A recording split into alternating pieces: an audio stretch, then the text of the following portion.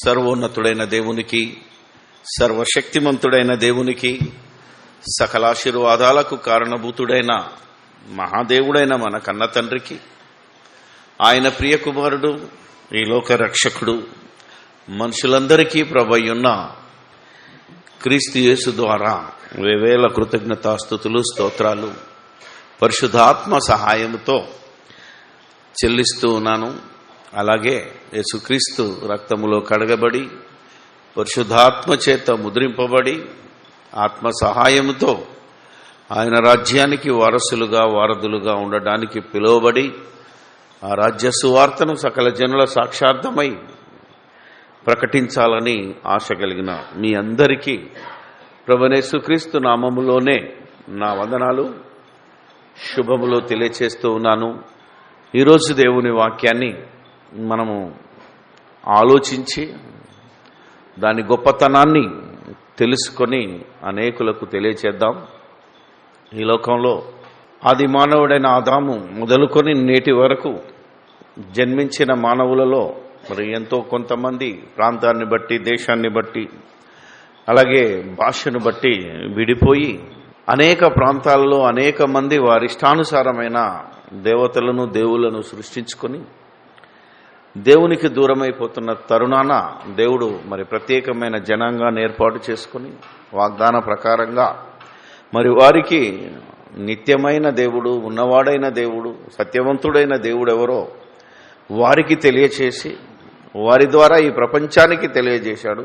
ఆ తెలియజేసిన సందర్భంలోనే దేవోక్తిగా, దేవుని వాక్యముగా, వర్డ్ ఆఫ్ గాడ్గా పిలువబడుతున్న ఈ బైబిల్ గ్రంథం నిజంగా ఈ లోకంలో ఉన్న అనేకమైన మత గ్రంథాలు, మరి మనది జీవ గ్రంథము అని పిలుస్తున్నాం. అలాగే ఏ గ్రంథానికి లేనటువంటి పేరు దీనికి ఉంది ఏంటంటే పరిశుద్ధ గ్రంథము అని పేరు పెట్టబడింది మనకు నిజంగా. అలాగే ప్రేమ సందేశము అని కూడా దీనికి మళ్ళా రెండవ నిబంధనకు పెట్టబడింది. ఈ భూమి మీద మరి మనిషి మతి నుంచి పుట్టిన మతము, జ్ఞానము, ఊహను బట్టి రాసిన పుస్తకాల కంటే దీని గొప్పతనం ఏముందో ఈరోజు మనం ఆలోచిస్తే మన మతిపోతుంది.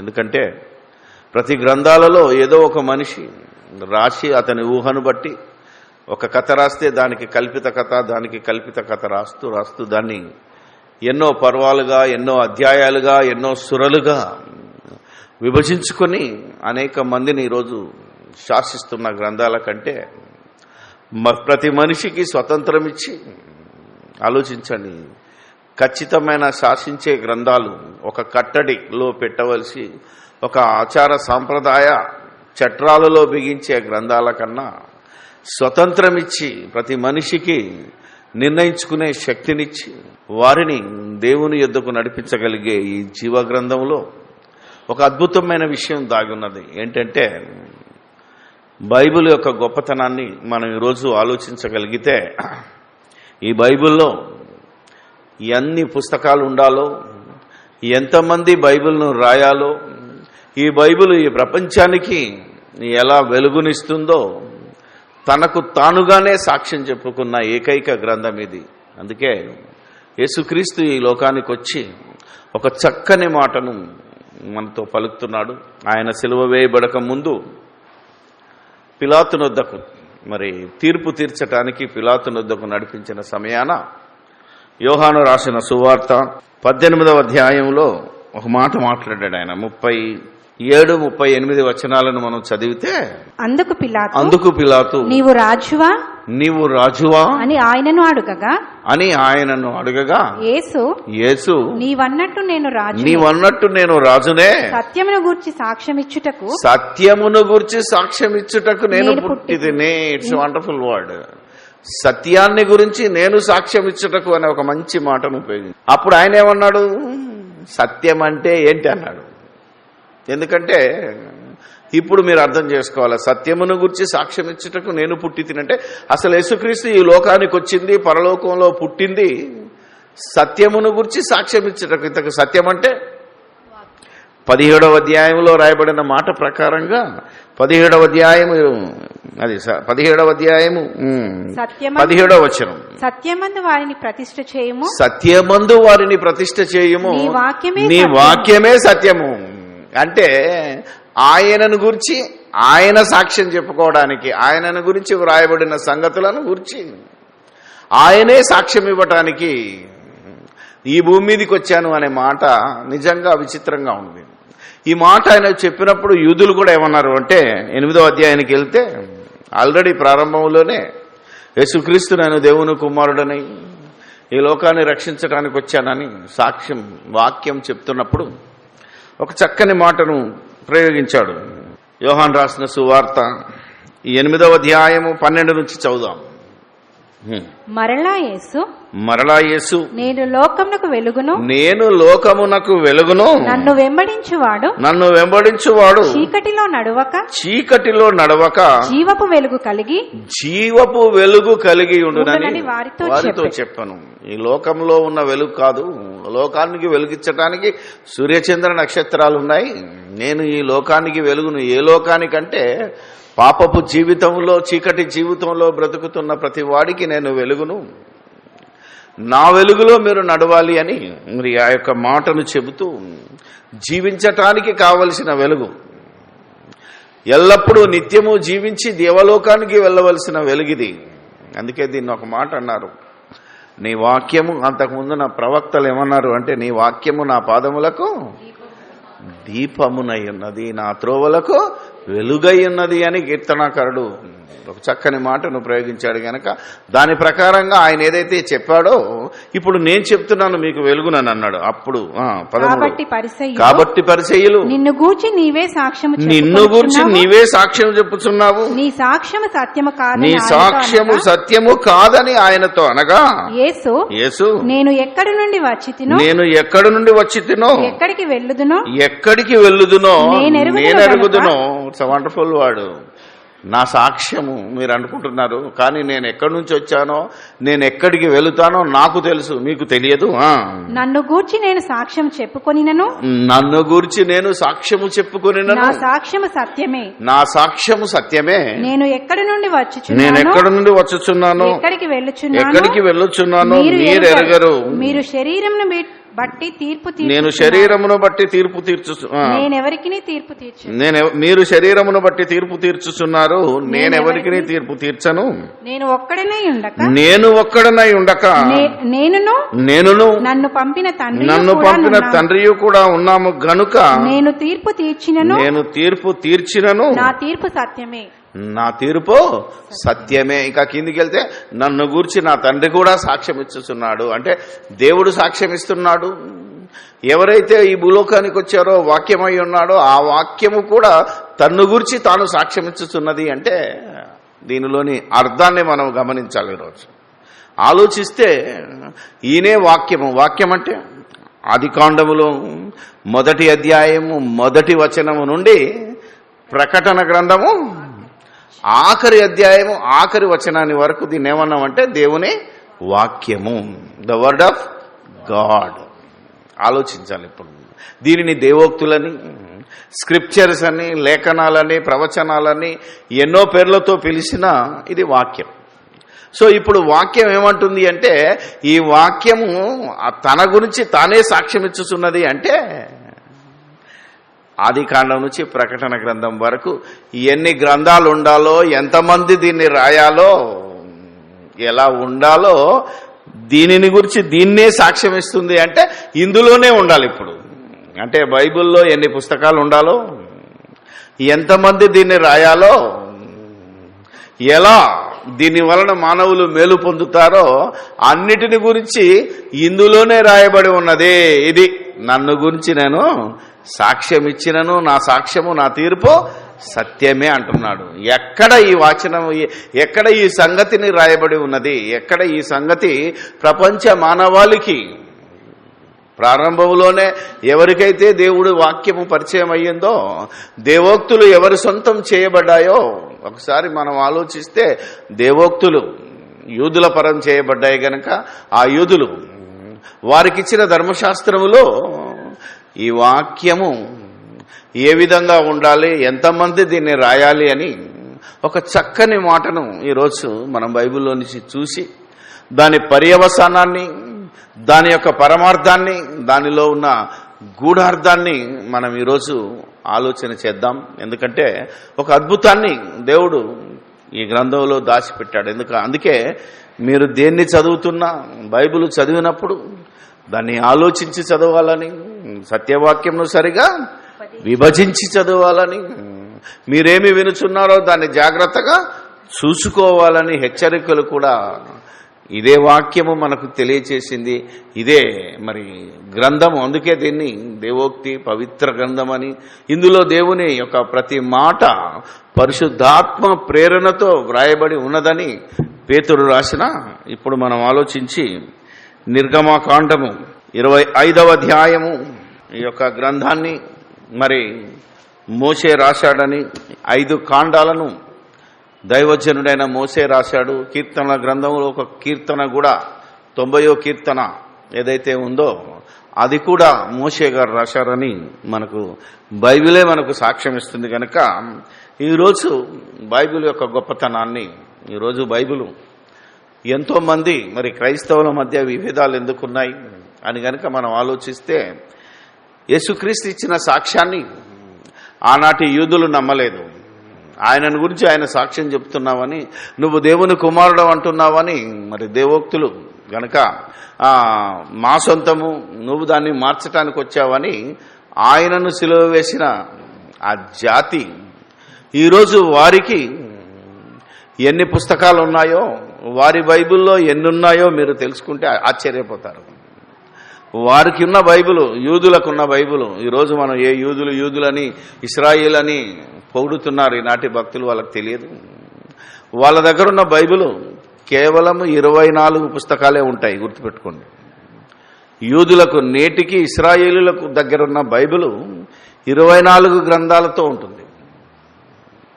అవేంటి అని మనం ఆలోచిస్తే 24 గ్రంథాలను గురించి మనం ఆలోచించగలిగితే, ఆది కాండము 24 పుస్తకాలను చదువుతున్నాను, వారికి ఉన్నాయి.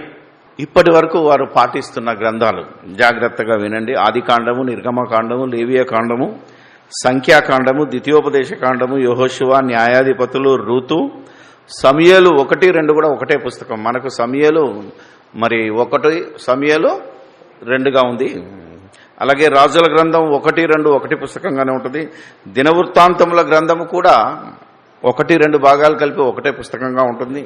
ఎందుకున్నాయి అని కనుక మీరు ఆలోచిస్తే, అసలు వీళ్ళు ఇలా బైబిల్ను విడగొట్టక ముందు ఒరిజినల్గా బైబిల్ గ్రంథపు చుట్టలు అంటే పేపర్ మీద రాశారు, అధ్యాయాలుగా విడగొట్టలేదు, వచనాలుగా విడగొట్టలేదు. అప్పుడు కేవలం ఒక గ్రంథాలుగా, పుస్తకాలుగా, పుస్తకపు చుట్టలుగా ఉండే దాన్ని తర్వాత యూదులు ఈ రకంగా మాట్లాడుకున్నారు, రాసుకున్నారు. 12వ పుస్తకంగా ఎజ్రా, నెహెమ్యా 2 ఒకటే పుస్తకంగా ఉన్నాయి. ఎస్తేరు, యోబు, కీర్తనలు, సామెతలు, ప్రసంగి, పరమగీతం, యెషయా గ్రంథం, ఇర్మియా గ్రంథం, విలాప వాక్యాలు, యెహెజ్కేలు, దానియేలు, ఇవి 23. 24వ గ్రంథంగా హోషేయ నుండి మలాకి గారు గల 12 పుస్తకాలు కూడా నేటికి వారి బైబిల్ గ్రంథంలో ఉన్నాయి. అయితే నూతన నిబంధన వారి దగ్గర లేదు, వారు ఒప్పుకోరు ఇప్పటికీ. ఇశ్రాయేలీలు, ఈ రోజున్న ఇశ్రాయేలీలు యెరూషలేములో ఎవరైతే ఆరాధన చేస్తున్నాం, మేము యూదులం, మేమే దేవుని కుమారులమని విర్రవీగుతూ భ్రష్టత్వంలోనికి జారిపోయిన ఇశ్రాయేలుల దగ్గర ఇప్పటికీ ఇశ్రాయేలీలు, ఈ రోజున్న ఇశ్రాయేలీలు యెరూషలేములో ఎవరైతే ఆరాధన చేస్తున్నాం, మేము యూదులం, మేమే దేవుని కుమారులమని విర్రవీగుతూ భ్రష్టత్వంలోనికి జారిపోయిన ఇశ్రాయేలుల దగ్గర మన 27 పుస్తకాలు ఉన్నటువంటి కొత్త నిబంధనను వారు ఒప్పుకోరు. ఎందుకంటే వచ్చిన యేసు మెస్సయ్య కాదని వారు తిరస్కరించారు. వారు ఇంకా మెస్సయ్య కోసం ఎదురు చూస్తున్నారు. మొదటి రాకడ కోసం యూదులు, ఇశ్రాయేలులు ఎదురు చూస్తున్నారు. వారిని ఆధారంగా చేసుకున్న ఈ ముస్లింలు కూడా యేసు మొదటి రాకడ కోసమే ఎదురు చూస్తున్నారు. గుర్తుపెట్టుకోండి. వెళ్ళిపోయిన తర్వాత అపోస్తలుల ద్వారా దేవుడు తను చెప్పదలుచుకున్న సమస్తాన్ని, ఒకప్పుడు మరుగు చేయబడిన గ్రంథాలలోని వివరణ క్రీస్తు ద్వారా, ఆయన అపోస్తలుల ద్వారా ఇచ్చిన సంగతిని ఈరోజు యూదా ప్రపంచం ఇప్పటికీ నమ్మలేదు. అందుకే వారికి 24 మాత్రమే ఉంటాయి. ఇకపోతే నమ్మినామని చెప్పి ప్రారంభ క్రైస్తవ సంఘం ఏ విధంగా మరి రోమన్ క్యాథలిక్ వారి ఆధీనంలోకి వెళ్ళింది కనుక రోమన్ క్యాథలిక్ వారు ఏం చేశారు అంటే వారికి 73 పుస్తకాలు ఉంటాయి, గుర్తుపెట్టుకోండి. రోమన్ క్యాథలిక్ బైబిల్లో ఇప్పటికీ 73 ఉంటాయి. ఉన్నాయి కాక ఎన్ని ఎక్స్ట్రా ఉన్నాయంటే సొలొమోను జ్ఞాన గ్రంథము, యేసు జ్ఞాన గ్రంథము, యేసు అంటే యేసు కాదు, మన యేసు కాదు, యేసు అనే ఒక వ్యక్తి, బారాకు గ్రంథము, తోబీతు గ్రంథము, ఎదీకు గ్రంథము, మక్కాబీయులు మొదటి గ్రంథము, మక్కాబీయులు రెండవ గ్రంథం. ఈ 7 పుస్తకాలను ఎక్స్ట్రా ఇప్పటికీ రోమన్ క్యాథలిక్ బైబిల్లో ఉంటాయి. కానీ మన వాళ్ళు ఎవరైతే ప్రొటెస్టెంట్గా పిలువబడుతున్నారో ఏ క్రీస్తు శకము 325 సంవత్సరంలో నైసియా అనే సభలో ఈ 7 కూడా కత్తిరించి ఓన్లీ 66 పుస్తకాలుగా మన చేతుల్లో ఉన్న ఈ పరిశుద్ధ గ్రంథాన్ని ఎందుకు పెట్టారో ఈనాటి క్రైస్తవేతరులకు కానీ రోమన్ క్యాథలిక్ వారు కానీ దాన్ని గ్రహించలేకపోయారు. అందుకే దీనిని దేవుని ఆత్మ సహాయంతో చదివిన మరి మన సోదరుడు రాసిన ఒక అద్భుతమైన పుస్తకమే బైబిలు. దేవుని గ్రంథమా, బైబిలే దేవుని గ్రంథమా అనే ఒక అద్భుతమైన పుస్తకాన్ని రాసి మనం రిలీజ్ చేసి ప్రపంచానికి తెలియజేశాం.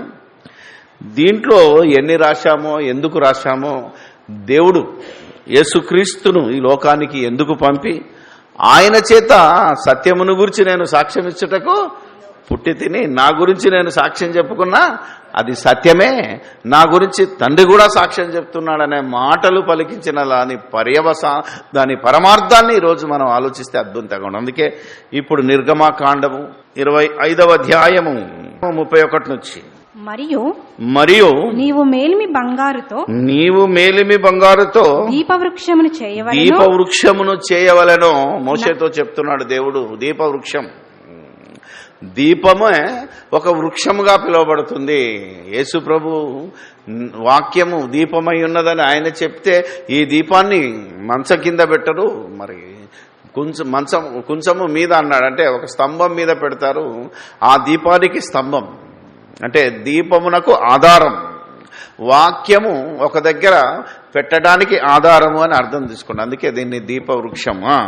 నకిషీ పని ఈ దీపవృక్షము చేయవలెను, ఈ దీపవృక్షమును చేయవలను, దాని ప్రకాండమును దాని శాఖలను నకిషీ పనిగా చేయవలెను. నకిషీ పని అంటే మంచి డిజైన్ లో చేయాలి. అప్పుడప్పుడు ఈ గోపురాల మీద, దేవాలయాల దగ్గర ద్వారాల మీద ఉంటుంది చూసావా, ఎలాంటి పనితనం ఉంటుందో, ఈవెన్ గోపుర శిఖరాలు కూడా ఎలాంటి నక్షి పని చేస్తారో, దాని కలశములో దాని మొగ్గలు దాని పువ్వులు దానితో ఏకాండమై ఉండవలెను. కలశము, ఒక పువ్వు, ఒక మొగ్గ, ఒక పువ్వు, మరి దాంట్లో ఒక కాయ, మొత్తం కలిసి ఒక కలశము అంటున్నాడు. కలశం అనే మాట మీరు ఎప్పుడైనా విన్నారా? ఆలోచించాలి. మీరు విన్నారు కదా. ఇది మీరు చదువుకున్న పుస్తకాల్లో చిన్నప్పుడు ఉండేది. తెలుగు పాఠ్య పుస్తకాలు ఏవైతే ఉన్నాయో గవర్నమెంట్ పేజీ తీయగానే ఒక కలశం కనబడుతుంటుంది, ఒక చిన్న పాత్ర, దాంట్లో ఒక పువ్వు, దాంట్లో ఒక విప్పినట్టుగా ఉంటుంది. చూసారో లేదు, ఫస్ట్ స్టాంప్ ఉంటుంది, అది ఇది కలశం అంటారు దాన్ని. అలాంటి కలశం దీపవృక్షం యొక్క ఒక ప్రక్క నుండి 3 కొమ్మలు, దీపవృక్షం యొక్క రెండవ ప్రక్క నుండి 3 కొమ్మలు, అనగా దాని ప్రక్కల నుండి 6 కొమ్మలు వలెను. ఇటువైపు 3, ఇటువైపు 3. ఒక కొమ్మలో మొగ్గ పువ్వు గల బాదము రూపమైన 3 కలశములు, మొగ్గ పువ్వు కలిగిన బాదాము రూపం. మళ్ళా దానికి బాదాం కాయ ఎట్లుంటుందో, ఇక్కడ మన దగ్గర బాదాం చెట్టు ఉంది, కావాలంటే చూడండి ఎందుకున్నదో. కానీ బాదాం యొక్క మాటను ఎందుకు వాడాడో నాకు ఆలోచించి, ఒక గ్రంథం చదివిన తర్వాత ఆలోచించాను నేను. దాంట్లో ఉన్న విటమిన్స్, దానికి ఉన్న చరిత్రను మనం ఆలోచిస్తే బాదాము చెట్టు గొప్పతనం ఏంటో తెలుసా మీకు? మొగ్గ లేకుండా, పువ్వు లేకుండా బాదాం కాయ కాస్తుంది, తెలుసా మీకు? ఎప్పుడైనా చూడండి, ఏ చెట్టు అయినా పువ్వు ఉండదు, కాయ వచ్చేస్తుంది డైరెక్ట్గా. ఎందుకు వచ్చిందో ఎప్పుడైనా ఆలోచించారో లేదో, కానీ నేను రాత్రి ఆలోచించాను. అందుకనే ఈరోజు మీతో మాట్లాడాలని ముందుకొచ్చాను. ఎంతవరకు వాస్తవమో మీరు కూడా ఆలోచించాలి మరి. ఎందుకంటే నాకు వచ్చిన ఆలోచన 100% రావిట్ అవుతుందో లేదో నాకు తెలియదు, కనుకనే మీతో నేను పంచుకుంటున్నాను. ఆలోచించండి ఇప్పుడు. రెండవ కొమ్మలో మొగ్గ పువ్వు గల బాదము రూపమైన 3 కలశములు, మొగ్గ పువ్వు అట్లు దీపవృక్షం నుండి బయలుదేరి కొమ్మలలో నుండవలెను.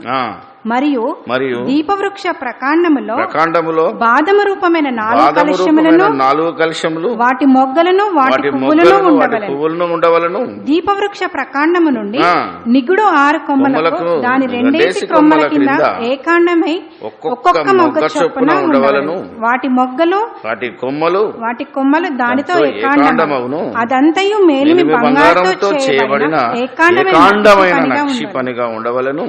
నీవు దానికి 7 దీపములను చేయవలెను. దీపములు దాని మీద 7 దీపాలు పెట్టాలి. దాని ఎదుట వెలిగించినట్లు దాని దీపములను వెలిగింపవలెను. దాని కత్తెర చిప్పయు మేలిమి బంగారుతో చేయవలెను. ఈ ఉపకరణములన్నీ 40 వీసల మేలిమి బంగారముతో చేయవలెను. కొండ మీద నీకు కనపరచబడిన వాటి రూపము చొప్పున చేయుటకు జాగ్రత్త పడాలి అన్నాడు. ఒక కాండం ఉండాలి, దానికి ఇటు కొమ్మలు ఒక్కొక్క కొమ్మకు ఎన్ని బాదాములు ఉండాలో, ఎన్ని మొగ్గలు ఉండాలో, ఎన్ని పువ్వులు ఉండాలో, అదంతా ఒక కలశము రూపంలో ఉండాలో అని చెబుతూ ప్రత్యేకంగా కాండానికి కూడా, అంటే కాండానికే మొలవాలి. ఇప్పుడు ఇవి ఒక కలశము, ఒక బాదాము, ఒక పువ్వు, ఇలాంటివి ఒక 4 ఇలా ఎన్ని ఉండాలో రాయించి పెట్టాడు. ఇవి ఎందుకు రాయించాడు, ఎందుకు చేయమన్నాడు, అసలు ఈ యొక్క మొగ్గను పువ్వును కాయనెందుకు పెట్టమన్నాడు, అదంతా ఒక కలశముగా ఎందుకు పెట్టమన్నాడో ఈరోజు మనం ఆలోచిస్తున్నాం. ఆ రోజు వారికి ఆలోచించమని దేవుడిచ్చినా ఆలోచించకుండా ఇశ్రాయేలులో దీపవృక్షం మీరు కనుక చూస్తే కొన్ని బైబిల్లో ఉంటుంది, ఇటు 3 కొమ్మలు ఉంటాయి. జస్ట్ ఒక కాండం పెట్టి 3 ఉండి దాని మీద దీపాలు పెడతారు. ఈ బొమ్మను నేను గుంటూరులో ఆంధ్ర క్రిస్టియన్ కాలేజీలో చూశాను. ఇశ్రాయేలీయుల గుర్తు కూడా అదే ఇప్పటికీ, కానీ దానిలోని భావాన్ని వాళ్ళు అర్థం చేసుకోలేకపోయారు. ఇప్పుడు మనము దీపవృక్షం యొక్క ఈ నమూనాను, వీటన్నిటిలోని భావాన్ని మనం అర్థం చేసుకుంటే, ఇప్పుడు మీరు ఒకసారి మనం ఆలోచిద్దాం. 3 కలిసి ఒక కలశం అన్నాడు గనక ఈ దీపవృక్షం ఒక పక్క 3 కొమ్ములు, మరొక 3 కొమ్ములు, అలాగా ఇటు 3 3టికి 3 ఎలా ఉన్నాయో ఒక మంచి లెక్కని చెప్తాను. మీరు జాగ్రత్తగా వినండి. విన్న తర్వాత వీలుంటే రాసుకోండి, రాసుకోకపోతే మీకు ఈ బుక్లో ఉన్నది నేను కావాలంటే జిరాక్స్ చేసి ఇస్తాను. ఈ బుక్ ప్రస్తుతం మనకు అవుట్ ఆఫ్ స్టాక్లో ఉంది కనుక మీరు జిరాక్స్ చేసుకోవచ్చు. మొగ్గ పువ్వు బాదాం కలపగా ఒక కలశం, కొమ్మకు 3 కలశములు అనగా 3 × 3 9 అని రాశాడు. ఎడమ వైపుగా 3 కొమ్ములు అంటే 3 × 9 లెఫ్ట్ సైడ్కు 27, కుడివైపున గల 3 కొమ్మలు రైట్ సైడ్ 3 × 9 27. ఏ కాండమునకు 4 కలశాలు, ఒక కాండానికి అంటే ఇటు అటు అనగా రెండిటికి పనికొచ్చేటట్టు ఎన్నున్నాయంటే 4 కలశాలు ఉన్నాయి. 4 ఒక కలశంలో 3 ఉంటాయి, మొగ్గ పువ్వు బాదం.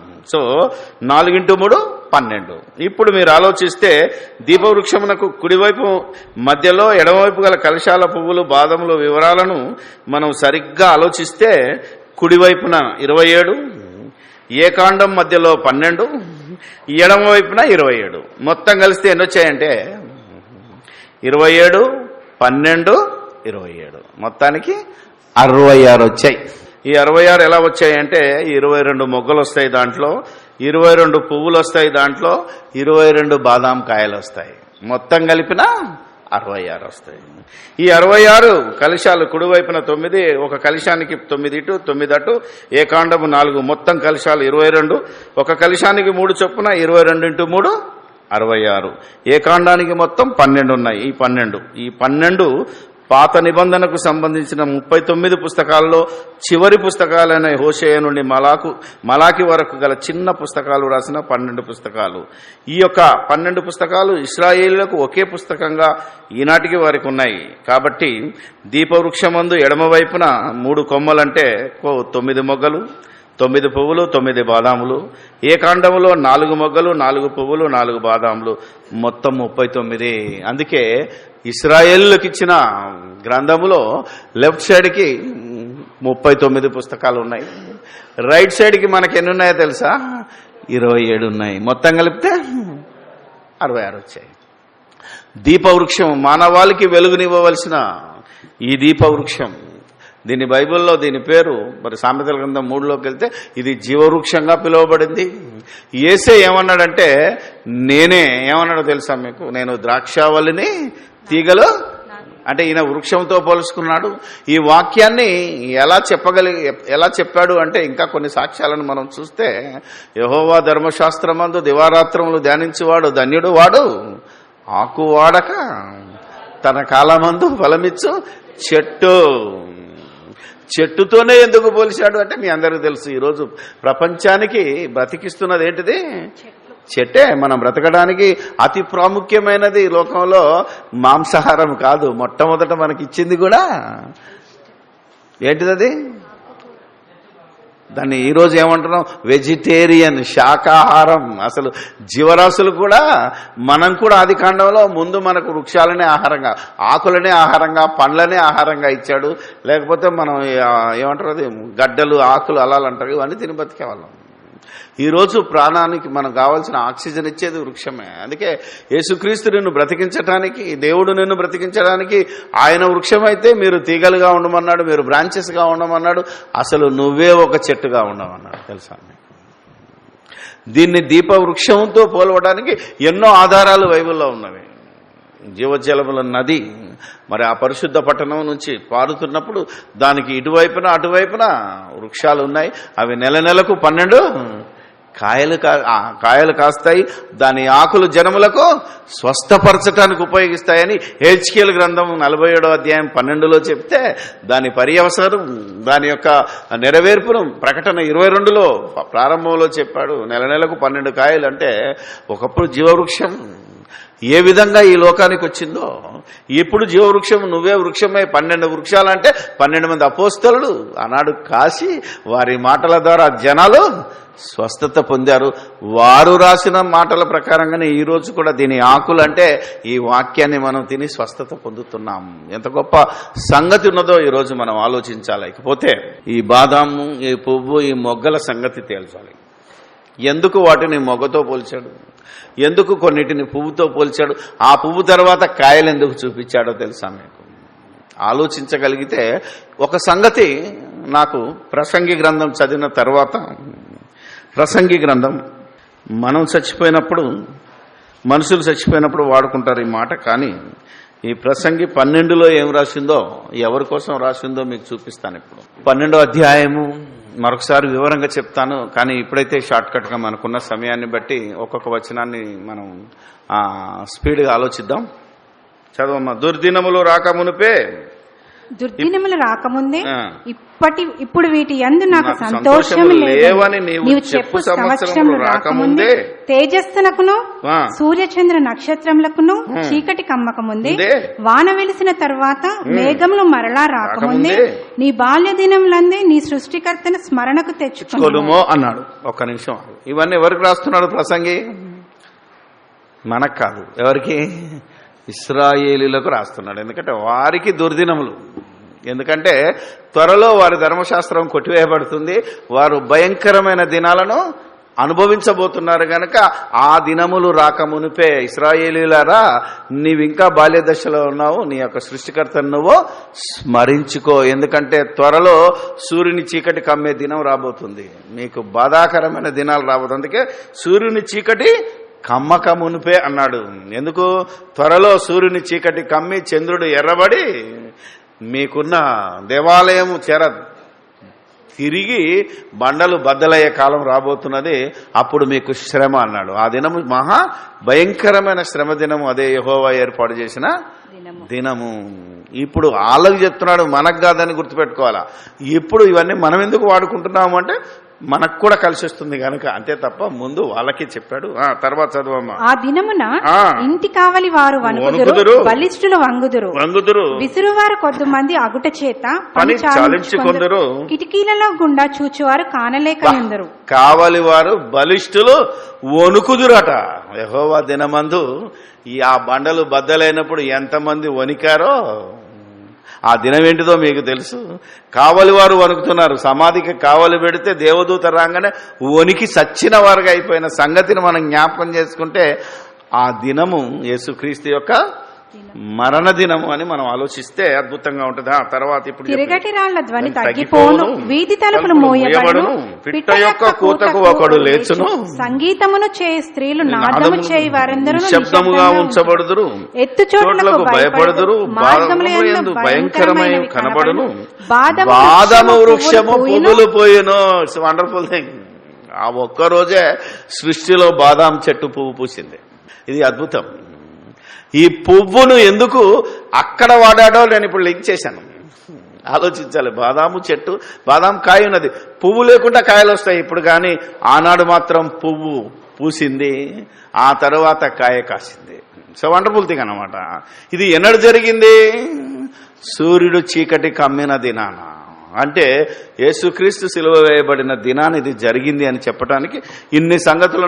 ఇవన్నీ ఇప్పుడు అనుకుంటున్నారు, ఏదో బ్రహ్మంగారు పలికాడు అనుకుంటున్నాడు. బ్రహ్మంగారు పలికినవి కాదు ఇవన్నీ.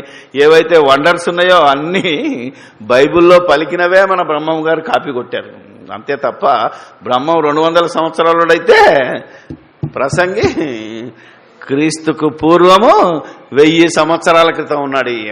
ప్రసంగి అంటే సొలొమోను, రాజు అయిన సొలొమోను. ఇంకెన్ని అద్భుతాలు చెప్పాడు చూడండి. మార్గములో యందు భయంకరమైన కనబడును, బాదం వృక్షం పువ్వులు పోయెను, మిడత బరువుగా ఉండును, బుడ్డబుడ సరసకాయ పగులును. ఏమండి? బుడసకాయ పగులును అంటే ఆ రోజే పగులుందట. మళ్ళీ ఇప్పుడు బుడ్డబుసరకాయ అనేది ఉంటుందేమో, మీరు చూసారో లేదు? ఎక్కడ చూస్తే వెతికితే చరిత్రకారులను అడగండి, లేదా బాటనీ వాళ్ళని అడగండి, వృక్ష శాస్త్రజ్ఞులను అడగండి, ఇంకా పలగదంట. ఆ బుడ్డబుసరకాయ అనేది పలగదు ఎట్టి పరిస్థితిలో. ఆ రోజు మాత్రమే పలిగింది. అది అద్భుతం. ఏలయనగా ఒకడు తన నిత్యమైన ఉనికి పట్టుకు, ఆ ఒకడెవరో నువ్వు నేను కాదు. ఆ ఒకడు తన నిత్యమైన, అంటే ఎక్కడి నుంచి అయితే వచ్చాడో, నిత్యము ఎక్కడ ఉండేవాడో అక్కడి నుంచి వచ్చాడు, మళ్ళీ అక్కడికి పోతాడు. ఆయన పోయిన రోజున ఈ అన్ని అద్భుతాలు జరుగుతాయి. వాని నిమిత్తము ప్రలాపించువారు వీధుల్లో తిరుగుదురు. ఆ రోజు ఆయన పోతుంటే ఎంతమంది ఏడ్చారో, ఎంతమంది ఏడుస్తారో ముందుగానే చెప్పాడు. ఏడుస్తుంటే మీరు ఏడవద్దురా అన్నాడు ఆయన. వెండి త్రాడు విడిపోవును, బంగారు గిన్నె పగిలిపోవును, దారయత కుండ పగిలిపోవును, బావి యొద్ద చక్రము పడిపోవును, మన్నైనది వెనకటి వలనే మన్నైపోవును. ఆత్మ దయచేసిన దేవుని యొద్దకు మరలా. ఇక్కడ మీరు ఆలోచించండి, ఇది దేవుని యొద్దకు మరలా వెళ్ళును అంటే, దేవుని యొద్దకు వెళ్ళిన ఆత్మ ఒకే ఒకటి. పాత నిబంధన కాలంలో చనిపోయిన భక్తులందరూ తన పితరుల యొద్దకు వెళ్ళిపోయారు. తెలుసు మీరు, అబ్రహాము మొదలుకొని చనిపోయిన వారందరూ ఎక్కడికి వెళ్ళారు? తన పితరుల యొద్దకు చేర్చబడ్డాడు. దావీదైనా, అబ్రహామైనా, ఇస్సాకైనా అందరూ తన పితరుల యొద్దకు వెళ్ళిపోయారు. వారు పాతాళ లోకంలో పరదేశులో ఉన్నారు. ఇప్పటి వరకు, ఇప్పుడు మనం చనిపోయిన వాళ్ళందరూ కూడా పాతాళ లోకంలో. కానీ దేవుని యొద్దకు తిరిగి వెళ్ళింది ఒకే ఒక ఆత్మ, అదే యేసు ప్రభు. ఆనాడు ఆయన సరాసరి వెళ్ళడానికి, నా మార్గం నాకు తెలుసు, నేను వచ్చిన చోటుకు నేను వెళ్ళిపోతాను, నాకు తెలుసు, మీకు తెలియదు, మీరు వెళ్ళాలంటే నేను రావాలి మళ్ళీ అన్నాడు. చూసారా ఎంత జరగబోయే సంగతిని, ఏ రకంగా సత్యమును గురించి సాక్ష్యం, యేసుని గురించి దేవుడు ఇచ్చిన సాక్ష్యం, పరిశుద్ధాత్మ ఇచ్చిన సాక్ష్యం, ఆయనను గురించి ఆయన ఇచ్చుకున్న సాక్ష్యం, ఎలా ఉండాలో, ఎన్ని అధ్యాయాలు ఉండాలో, ఎంతమంది 40 వీసముల వెండి, అనగా ఆలోచించాలి మనం. బంగారంతో దాన్ని తయారు చేయాలంటే 40 మంది భక్తులు రాయాలి. 40 మంది తప్ప ఈ ఎక్కువ మంది రాయడానికి వీలేదు. ఈ ఎక్కువ మంది రాస్తే, ఒకవేళ ఆ పుస్తకాలు కలిస్తే ఏం చేయాలో తెలుసా? పక్కనే బంగారు చిప్ప, బంగారు కత్తెర పెట్టాడు. అంటే ఎక్కువ ఎవడన్నా ఎక్స్ట్రా కలిపాడంటే కత్తిరించేసి పక్కన పడేయాలి. కాబట్టి 73 రాసినాయి, 7 తీసి కత్తిరించేశారు. ఇంకా చాలా మంది రాసిన పుస్తకాలు, పేతురు రాసిన సువార్త, పౌలు రాసిన సువార్త ఉన్నది, దాన్ని కూడా కట్ చేసి పడేది. ఎందుకంటే పౌలే చెప్పాడు, మేమిప్పుడు చెప్పింది తప్ప మరలా మేము చెప్పినా, పరలోకం నుంచి వచ్చిన దేవదూత చెప్పినా మీరు నమ్మకూడదు, మీరు విశ్వసించకూడదు అన్నాడు. కాబట్టి పరిశుద్ధాత్మ పూర్ణుడై ఏ పత్రికలైతే రాశారో వాటినే పెట్టాడు తప్ప, ఆ తరువాత మళ్ళీ తన వరాలు తగ్గిపోయినాయో, మరి తన తర్వాత ఏ విధంగా అయిపోయిందో, అప్పుడు రాసిన పౌలు సువార్త కూడా కట్ చేయబడిందని బైబిల్ గ్రంథ చరిత్రలో, సంఘ చరిత్రలో రాయబడింది. అంటే 39 పాత నిబంధన, 27 క్రొత్త నిబంధన, దానిని 40 మంది భక్తులే రాయాలి అని ఎంత గొప్ప సాక్ష్యం క్రీస్తుని గురించి. క్రీస్తే చెప్పింది, వాక్యాన్ని గురించి వాక్యమే చెప్పింది అనే గొప్పతనాన్ని ఈరోజు మనం నేర్చుకుంటున్నాం. ఆలోచిద్దాం. ఇకపోతే ఈ అద్భుతాలన్నీ ఎన్నడూ జరిగినాయి? మన్నైనది వెనుకటి వలనే మరలా భూమికి చేరును, ఆత్మ దాని దయచేసిన దేవుని యొద్దకు తిరిగి మరలా పోవును. అంటే యేసుక్రీస్తు, మనం పోం, గుర్తుపెట్టుకోండి. మనది మన్నైనది మన్నైపోతుంది, కానీ మనం చచ్చిపోయిన వెంటనే పరలోకం పోం, గుర్తుపెట్టుకోండి. ఎక్కడికి పోతాం? పరదైసులోనికి వెళ్ళి అబ్రహాము రొమ్మున ఆనుకుంటాం. ఎప్పుడు పోతాం పరలోకం? యేసుక్రీస్తు మరలా రావాలి, ఆయన వచ్చే మనల్ని తీసుకెళ్ళాలి తప్ప ఆయన రాకుండా మనం పరలోకం వెళ్ళలేము. ఇంత గొప్ప సంగతిని ఇందులోనే రాయించి పెట్టాడు. అందుకే సరాసరి పరలోకం వెళ్ళిన ఆయన ఒకే ఒక్కడు, ఆయనే యేసు ప్రభు. ఈ ప్రసంగి గ్రంథం 12వ అధ్యాయం అంతా యేసును గురించి, యేసు మరణ దినాన్ని గురించి రాయబడేదే తప్ప మనుషుల గురించి రాయబడింది కాదు. కానీ మనం ప్రతి మనిషి చచ్చిపోయిన రోజున ఆ సమాధి కూర్చేటప్పుడు ఏమంటాం? మంటికి మన్ను, మన్నైనది మన్నా తేబడును అని ఏదో మనం దాన్ని అన్వయించుకుంటున్నాం. నో ప్రాబ్లం, ఎందుకంటే నిజంగా మంటికి చేరుస్తున్నాం. కానీ ఆత్మ దేవుని సన్నిధే. నీవు పరదేశికి వెళ్ళినా అక్కడ కూడా దేవుని సన్నిధే ఉంటుంది కనుక అందులో మనం తృప్తి పడవచ్చు. కొంతలో కొంత మేలే, మరీ ఎక్కువ పాపం అయితే కాదు కనుక వాడుకోవచ్చు అనే భాషను మనం ఉపయోగించుకుంటున్నాం. రైట్. ఇప్పుడు బాదాం పువ్వు గురించి మనం ఆలోచించాలి. ఎందుకు? ఈ పాత నిబంధనలోని కొన్ని మొగ్గల గురించి అర్థమైందా లేదా? కొన్ని పువ్వుల గురించి, కొన్ని కాయల గురించి అంటున్నాడు. అసలు మొగ్గగా వాళ్ళకి ఎందుకు ఇచ్చాడు ఆలోచించాలి. పాత నిబంధన అంతా ఎలా ఉంటుంది అంటే మొగ్గ. మొగ్గ అంటే ఏంటిది? ఇంకా విప్పుకొనిది, అందులో మొత్తం బంధింపబడి ఉన్నది, ఏముందో తెలియదు. కాబట్టి ప్రవక్తల ద్వారా చెప్పబడిన మాటలన్నీ ఎలాంటి అంటే, ఎఫెసీయులకు రాసిన పత్రిక 3వ అధ్యాయం 3వ వచనాన్ని చూస్తే, ఆ రోజు బాదాం చెట్టు ఎందుకు పూసిందో ఒక్కసారి జస్ట్ మనం ఆలోచనతో ఆలోచిస్తున్నాం. ఇది ఎంతవరకు వాస్తవం మీరు ఆలోచించాలి. రైట్ అయితే తప్పకుండా తీసుకోవాలి. ఎట్లనగా క్రీస్తు మర్మము దేవదర్శనము వలన నాకు తెలియపరచబడిన సంగతిని గురించి మునుపు సంక్షేపముగా వ్రాసితిని. మీరు దానిని చదివిన ఎడల దానిని బట్టి ఆ క్రీస్తు మర్మమును గూర్చి నాకు కలిగిన జ్ఞానమును మీరు గ్రహించుకొనగలరు. ఈ మర్మం ఇప్పుడు ఆత్మమూలముగా దేవుని పరిశుద్ధులకు అపోస్తలులకును ప్రవక్తలకును బయలుపరచబడి ఉన్నట్టు పూర్వకాలమందు మనుషులకు తెలియపరచబడలేదు. ఆలోచించాలి మనం. చూసావా? పూర్వకాలమందు మరుగయ్యున్న ఆ మర్మమును గూర్చిన ఏర్పాటు ఎట్టిదో అందరికీ తేటపరచుటకు పరిశుద్ధులందరిలో అత్యల్పుడనైన నాకు ఈ కృప అనుగ్రహించబడెను. కొలసీలకు రాసిన పత్రిక 1వ అధ్యాయం 25వ వచనం చదవండి. దేవుని వాక్యమును అనగా యుగయుగములలోను తరములలోను మరుగు చేయబడి ఉన్న మర్మమును సంపూర్ణంగా ప్రకటించుటకు మీ నిమిత్తము నాకు అప్పగింపబడిన దేవుని ఏర్పాటు ప్రకారం. ఆ దేవుని ఏర్పాటు అంటే సంపూర్ణముగా, వాక్యము పరిపూర్ణమైనదిగా మనకు అపోస్తలుల ద్వారా అప్పగింపబడింది. మరి ప్రవక్తలకు మొగ్గగా ఇవ్వబడింది. ఆ మొగ్గ ఎప్పుడు పువ్వు పూసింది అంటే యేసు మరణంతో ఈ ప్రపంచానికి జ్ఞానోదయమైంది కనుక ఆయన వచ్చి 3.5 సంవత్సరాలు సత్యమును గురించి సాక్ష్యం ఇచ్చి, నేను కొంత చెప్తున్నాను, నేనంతా చెప్తే మీరు భరించలేరు కాబట్టి ఆ యొక్క మొగ్గను పువ్వుగా చేశాడు స్వామి. ఆ పువ్వు కాయగా మారింది. ఆ కాయ ఇప్పుడు పండై మనం తినటానికి ఉపయోగపడుతుంది. అది బైబిల్ యొక్క గొప్పతనం. అందుకే నీకు కలశంలో ఒక మొగ్గను, ఒక పువ్వును, ఒక కాయ ఉండాలని భవిష్యత్తు నెరిగిన దేవుడు క్రీస్తుకు పూర్వము 1500 సంవత్సరాల క్రితము మోషే ద్వారా మన చేతిలో ఉండవలసిన మన జీవ గ్రంథం, మన జీవ వృక్షం, మన దీప వృక్షం 26 పుస్తకాలతోటే ఎందుకు ఉండాలో, దీంట్లో ఇంకోటి కలపకూడదు, ఒకటి తీయకూడదు, దీనికి సీల్ చెయ్యాలి అని ఆనాడే మోషేకు ఆ కొండ మీద చూపించిన నమూనా దానిని బంగారము ఈరోజు మనం చాలామంది ఏమంటున్నారంటే పవిత్ర లోహం అంటారు, విలువైన లోహం గనక అలాంటి పరిశుద్ధమైన మాటలు దేవుని పరిశుద్ధమైన బ్రతుకు కోసం ఉపయోగించాడు గనక దీన్ని బంగారము లాంటి గుణం కలిగిన వాళ్ళే. బంగారం అంటే పరిశుద్ధులైన వారు 40 మంది రాయాలని. మేలిమి బంగారం, నాటు మామూలు బంగారం కాదు ఇది. ఏంటిది?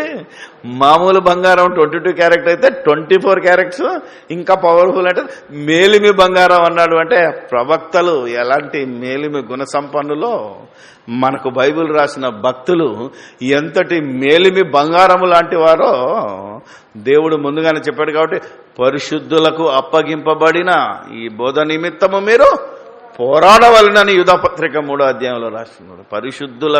పరిశుద్ధుల ద్వారా పరిశుద్ధులకు మేలిమి బంగారము 40 వీసములంటే 40 మంది రాసిన ఈ బంగారు పుస్తకం పరిశుద్ధులకు అప్పగింపబడింది గనక దీంట్లో ఎవడైనా కలిపినా తీసినా దీన్ని వ్యర్థంగా బోధించినా మరి అదే దైవజనుడికి ఏమిచ్చాడో తెలుసు కదా మీ అందరికీ. దైవజనుడు సంపూర్ణంగా సిద్ధపడి దేవుని ఆత్మ వలన వ్రాయబడిన ఈ గ్రంథాన్ని ఉపదేశించుటకును, ఖండించుటకును, తప్పుదిద్దుటకును, నీతి యందు శిక్ష చేయుటకును ప్రయోజనకరమైనదంటే నువ్వు దీన్ని కత్తిరించాలి. ఇప్పుడు ఎక్కువైందంటే కత్తిరించేవాడు కూడా ఏం చేయాలి? పూర్ణముగా సిద్ధపడాలి. అందుకే బంగారు కత్తెర, బంగారు చిప్పబెట్టు అన్నారు. దానికి కింద ఉంటుంది నిర్గమకాండం 25వ అధ్యాయము ఆ యొక్క 31 నుంచి కనుక మనం ఆలోచించగలిగితే బైబిల్ ఎలా ఉండాలో బైబిలే సాక్ష్యం ఇచ్చింది. ఎంతమంది రాయాలా, ఎన్ని పుస్తకాలు ఉండాలి అనేది దేవుని వాక్యము. ఇలాంటి గొప్పతనము ఈ ప్రపంచంలో ఏ పుస్తకంలో లేదు, ఏ గ్రంథంలో లేదు. అందుకే మన వాళ్ళు ఎవరో ఒకరు రాశారు, చాలా గొప్పగా రాశారు. పఠింప శ్రేష్ఠ గ్రంథం బైబిల్ అనే ఒక పాట ఉంది. మనం కూడా రాశాం కదా, బైబిలే మహాజ్ఞాన గ్రంథం. ఇంత జ్ఞానం, తనను గురించి తను సాక్ష్యం ఇచ్చుకున్న గ్రంథం. ఎంతమంది రాయాలో, ఎన్ని పుస్తకాలు ఉండాలో, ఎక్స్ట్రా ఉన్నవి తీసి పడేయాలని, ఎవరు రాసినా దాన్ని అందులో పెట్టుకోకూడదని ఎన్ని పుస్తకాలు తొలగింపబడినవో కూడా ఈ పుస్తకంలో రాశాం. జాగ్రత్తగా మీరు. కాబట్టి బైబిల్ అంటే ఆషామాషి కాకుండా ఎవరొచ్చి మనల్ని బెదిరించినా ఎదిరించు వారికి బెదరక ఇందులో ఉన్న సాక్ష్యాధారాలతో ఒకసారి ఒక సాక్ష్యం దొరకవచ్చు, ఒకసారి 2-3 సాక్ష్యాలు దొరకవచ్చు. నీకొకటి తప్పుగా అనిపిస్తే ఎక్కడైతే తప్పుడు తర్జుమా జరిగి ఉండొచ్చు, ప్రింట్ మిస్టేక్ జరిగి ఉండొచ్చు, అంత మాత్రాన భయపడకుండా ఒప్పుకోకుండా దాన్ని సరిచేసుకొని ముందుకు సాగే అధికారము దైవజనునికి ఇచ్చాడు. అంటే ఈ వాక్యాన్ని సరిదిద్దే అధికారాన్ని కూడా దేవుని పిల్లలకి ఇచ్చాడు. ఇంత స్వాతంత్రం ఇచ్చిన గ్రంథం కూడా ఈ భూలోకంలో మరొకటి లేదు. ఎందుకంటే అవి మనుషుల చేత రాయబడ్డాయి కనుక కొన్ని గ్రంథాలైతే అరబిక్లోనే చదవాలి, అరబిక్లోనే నేర్చుకోవాలని ఒక ఖురాన్ గురించి ఉంది. సంస్కృతంలోనే నేర్చుకోవాలి, సంస్కృతంలోనే రాయాలని మన వేదాలు లేకపోతే ఈ పురాణాలకు రాయబడి ఉన్నది. కానీ నీ భాషలో నీ ఇంటికి వచ్చి, అంతే కదా, ఆలోచించగలిగితే నీకు అర్థమయ్యే భాషలో దేవుడు నీ దగ్గరికి వచ్చి నీ బ్రతుకు పుస్తకాన్ని నీకు ఇచ్చాడు. దీన్ని నిర్లక్ష్యం చేయకుండా భయముతో భక్తితో ఆలోచించి చదివి దీనిలో ఉన్న సంగతులను, దీని వలన నువ్వు పొందిన మేలును, ఎవడివ్వనటువంటి ఈ మేలు, కాలు నొప్పిగా కాలు ఇరిగిపోతే కాలు అతికెట్టోడు ఒకడు వచ్చాడు, కన్ను లేకపోతే కన్ను పెట్టేటోడు వచ్చాడు, అవునా కదా, పుట్టుకతో వినబడలోనికి చెవి వినబడేటట్టు చేయవాడు వచ్చాడు, జ్ఞానం వచ్చింది ఆల్రెడీ. కానీ నువ్వు చస్తే నరకానికి వెళ్లకుండా నిన్ను పరలోకాన్ని తీసుకెళ్లేవాడు ఎవడు? ఆ మేలును మనము పొందిన సంగతిని మీరు ఈ మేలు పొందుతారు అని మనం ఈరోజు ప్రపంచానికి పరిచయం చేయవలసి ఉన్నది. అందుకే మన వాక్చాతుర్యం కాదు, మన ఏమంటారు అది తెలివితో కాకుండా పరిశుద్ధాత్మ సహాయముతో, పరిశుద్ధాత్మ ప్రేరణతో రాయబడిన ఈ గ్రంథాన్ని పరిశుద్ధ ఆత్మ సహాయముతో ఈరోజు ప్రకటించి అనేకులను క్రీస్తునొద్దకు నడిపించి క్రీస్తు రాజ్యముగా ఎత్తబడే సంఘముగా చేయవలసిన బాధ్యత. ఈ సృష్టి పుట్టక ముందు యేసుక్రీస్తుకి ఏ మహిమైతే దేవుని యొద్ద ఉన్నదో ఆ మహిమను ఈరోజు మనందరము యేసుక్రీస్తుకు ఇచ్చేవారంగా ఉండాలని ప్రభు పక్షాన మీకు తెలియచేస్తూ, విని మర్చిపోకుండా విన్నదానిని మరి నూరంతలుగా ఇన్నూరంతలుగా ఫలింపజేయుటకు మనకు పరిశుద్ధాత్ముడు సహకారిగా ఉండాలని మన కన్న తండ్రికి మన ప్రభు ద్వారా విజ్ఞాపన చేద్దాం, ప్రార్థన చేసుకుందాం.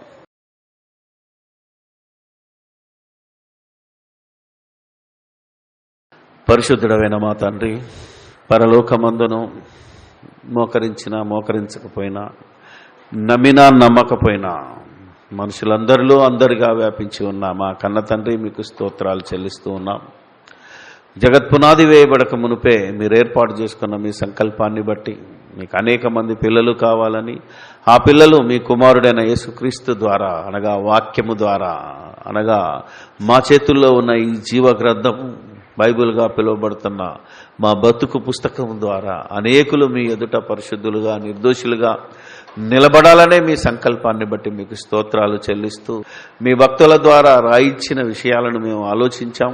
దేవా, పరలోకాన్ని స్వాస్థ్యంగా ఇచ్చి మీ నిత్యత్వంలోనికి మమ్మల్ని తీసుకుపోవడానికి మీరు, మీ కుమారుడు, మీ ఆత్మ దేవా చేస్తున్న ప్రతి మేలును బట్టి, ప్రతి క్రియను బట్టి మీకే స్తుతులు స్తోత్రాలు చెల్లిస్తూ, ఆ మేలును పొందిన మేము అనేకులకు ఈ మేలును అందించి ప్రతి వాని మోకాలను యేసు నామములో మీ ముందు ఉంచగలిగే శక్తిని, బలాన్ని, ఆయుష్ను, ఆరోగ్యాన్ని, సకల విధములైన అనుభవ జ్ఞానాన్ని సంపాదించుకొని సువార్త విశ్వాస పక్షమున పోరాటము చేసి దేవా పరిశుద్ధులకు ఒక్కసారే అప్పగింపబడిన ఈ బోధ నిమిత్తము దివారాత్రులు పోరాడే భాగ్యము, బాధ్యత మా అందరికీ అనుగ్రహించుము. వినమేము కేవలము విని మోసపోకుండా విన్నదాని ప్రకారంగా ప్రవర్తించగలుగుటకు సహాయము దయచేయమని, మీ ఆత్మచేత ముద్రించుమని, మీ వాక్యపు వెలుగులో మేము నడుచుచుండగా సహాయము దయచేయమని మా ప్రభువు, మా రక్షకుడు, మీ ప్రియ కుమారుడైన క్రీస్తు యేసు అతి పరిశుద్ధమైన నామములో ఈ ప్రార్థన మీకు సమర్పిస్తున్నాము మా పరమ తండ్రి. ఆమేన్.